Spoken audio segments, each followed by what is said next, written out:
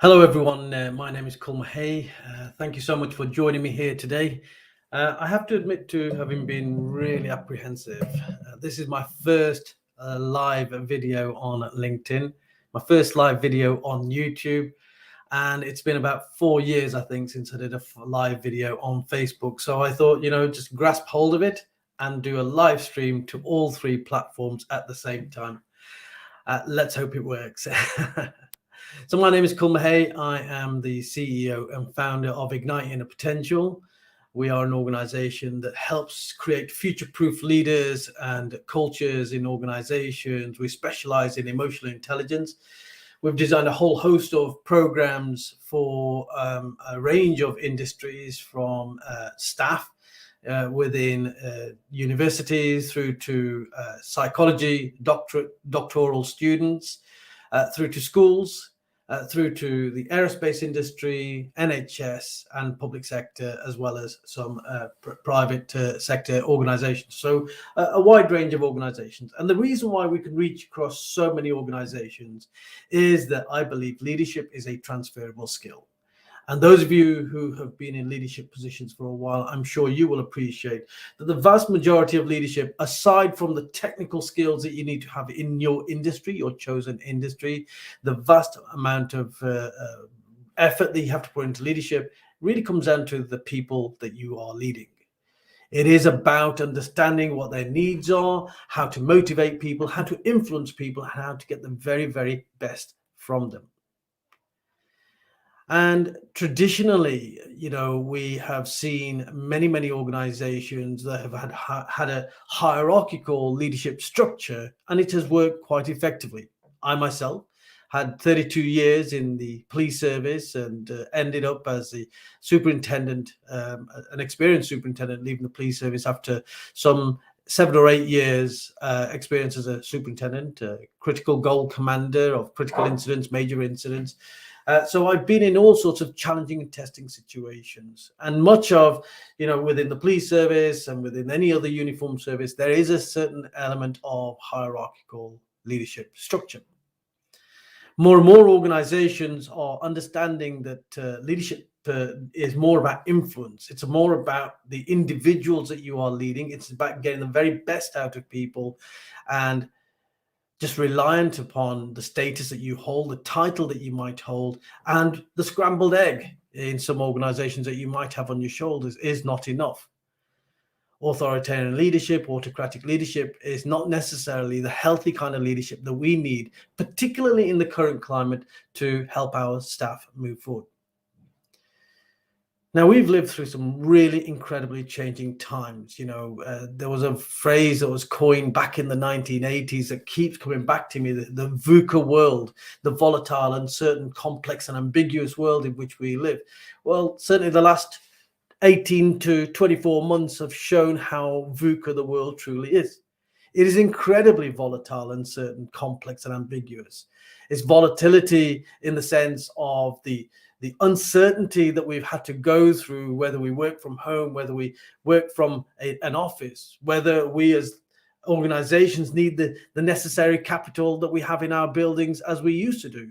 More and more people are working from home. We have had to increase the level of trust that we have in our people. I remember many years ago when we first started talking about flexible working for our staff, and how some leaders were reticent to allow that to happen because there was levels of mistrust with the staff, that they wouldn't perform to the same levels. Now we know that staff actually are performing to the same level, if not a higher level. Some staff are reporting that they are working longer hours by being at home. Many report that they are feeling isolated back whilst at home, but a lot are saying that they are also able to balance their duties of being parents or looking after a house, as well as fulfilling their duties for their organization.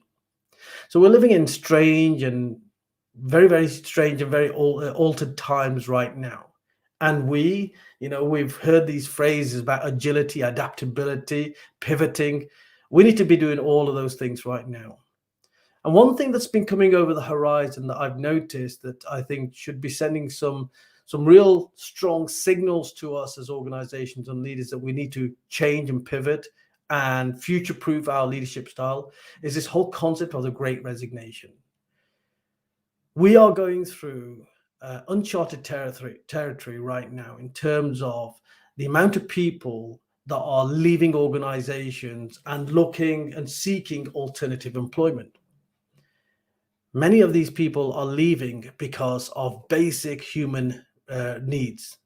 They are leaving because they don't feel safe. They are leaving because they don't feel valued or supported. They are leaving because they don't feel that they are being heard or seen by their organizations or their leaders. People have recalibrated and reprioritized what is important to them. And as a consequence of COVID, I think many people have realized that the experience that they have in the organization is much more important than the monetary recompense that they get. How they are treated, how they feel is much more important than how much they are being paid.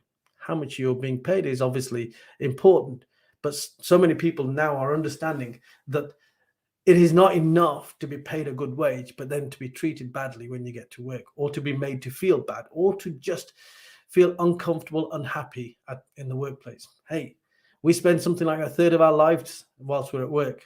So many people want it to be the best place it can possibly be. So this is what we're doing with organizations. We are helping organizations to understand that emotional intelligence in the very core of your culture can do so much for your organization. It can reduce staff turnover. It can increase your retention levels. It can reduce the number of grievances, the number of unhappiness. It can increase the performance within your organization. Happy staff or productive staff. It is as simple as that. We hear so much about racism, about sexism, about protected characteristics, about diversity and inclusion.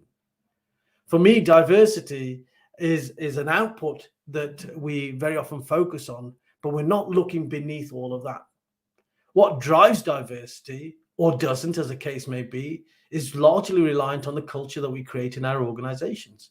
If we have a healthy culture, an emotionally intelligent culture, then you will have a diverse workforce, or you will attract a diverse workforce, a workforce where everybody feels seen, heard, and appreciated and valued. More importantly, you are likely to attract a cognitively diverse workforce.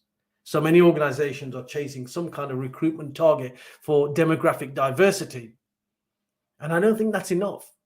We can recruit people from all sorts of various protected characteristics, but if they all have been to the same schools, speak the same language, have had the same experience, live in the same areas, then all we're going to be doing is feeding this constant echo chamber. And consequently, our culture never changes as organizations. The real goal is for us to become cognitively diverse as organizations, where we not only welcome alternative ways of thinking, but we actually celebrate alternative ways of thinking. That's when we know that we have really hit the nail on the head. And when people see an organization that is as healthy as that, as welcoming and appreciative of differing views as that, only then will you become an employer of choice, much more attractive to a much more diverse community. And demographic diversity arguably will follow. You will have more people of color joining your organization, or more women joining your organization, or more from the LGBTQ community joining your organization. So why are we still talking about diversity some 30, 40 years later?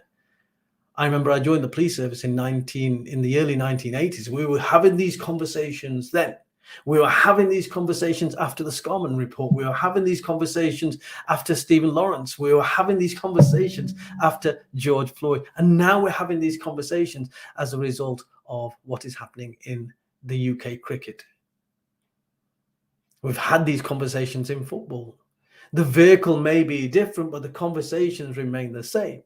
So at some point in time, we have to sit back and understand that it is not the subject of the conversation that we need to distract our attention from. It's the core root of the issue that is causing that situation to arise in the first place. And that is about cultural change. So I'm honored to work with a whole host of organizations, those who have the necessary appetite and the courage to challenge their cultures, to bring about a whole new culture. I was out for a meal with somebody the other day, and they use a phrase that I've heard so many times before. And they said, you know what? It's so very difficult to change the organizational culture around because it's like turning around an oil tank. It takes forever. And I have to say, I said, no, I don't agree with that point of view anymore. That was a comment that used to be made whenever we thought it was too difficult for us to embark upon cultural change in our organization. And consequently, when we use these kind of phrases, these kind of sayings, we never do what needs to be done. Now, what we need to do is become transparent. We need to become brave. We need to have the wherewithal to understand that it's the bottom line. The culture is the bottom line that needs to be adjusted. And with that fundamental change to our culture, we can give birth and give rise to a whole new culture, a culture that is all embracing, a culture that is all encapsulating, all appreciating, a culture where cognitive diversity is truly celebrated. And, we very often talk about reflecting society. Well, if we look around us, the United Kingdom, the society that exists, it is not a white society or a Christian society necessarily. It's a mix. It's a rich mix of all sorts of cultures. That is what makes up the United Kingdom.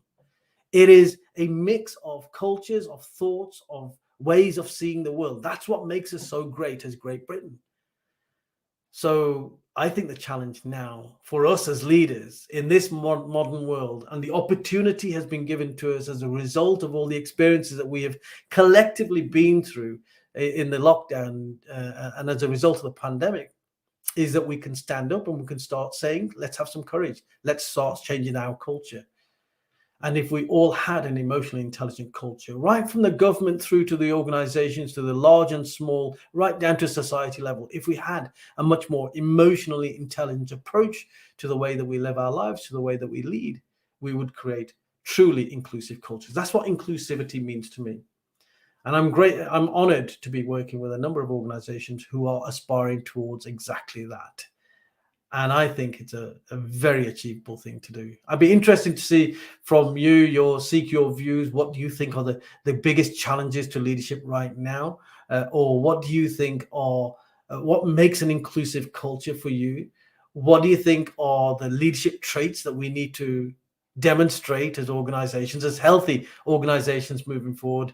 I hope you've enjoyed my first live. I don't know if this has worked or not, but I shall hopefully be doing a lot more LinkedIn lives and multi-streaming if it's possible. I don't know.